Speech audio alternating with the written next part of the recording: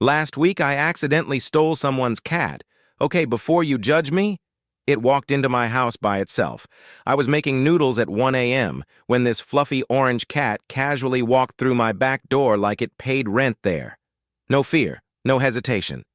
It looked at me once, judged my cooking, then jumped onto the couch and fell asleep. So obviously I thought, cool. The universe has given me a cat. The next morning I made posters saying, "Found, one judgmental orange cat." But here's the weird part. Every time I tried taking a picture of him, he moved. Not normal moving, I mean the second. I opened my camera app, he'd suddenly be behind me. Or under the table. One time he straight up vanished. Still, I carried him outside to ask around. The moment my neighbor saw the cat, he went pale. "Where did you find that?" he whispered. "My couch?" The neighbor stared at the cat like it owed him money. "That cat keeps appearing in people's houses," he said. "Nobody knows who owns it." Now I'm thinking, great. I adopted a paranormal loaf of bread. That night, I decided to test something.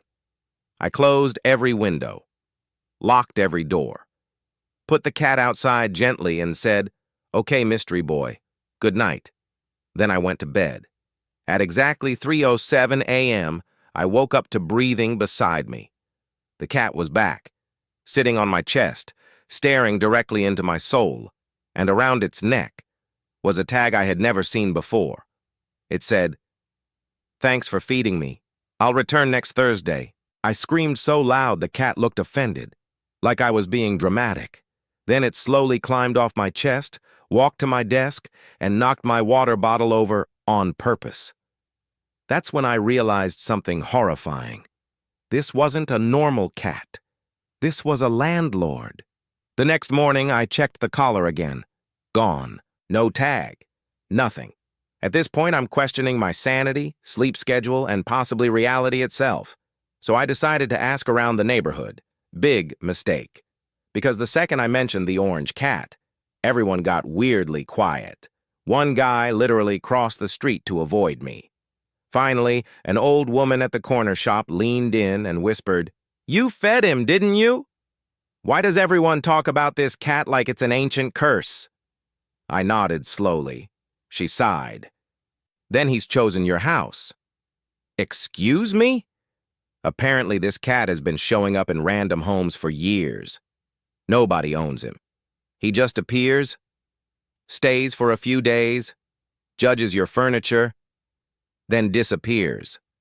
And according to the old woman, he only returns to places he likes. I should have felt honored. I felt threatened.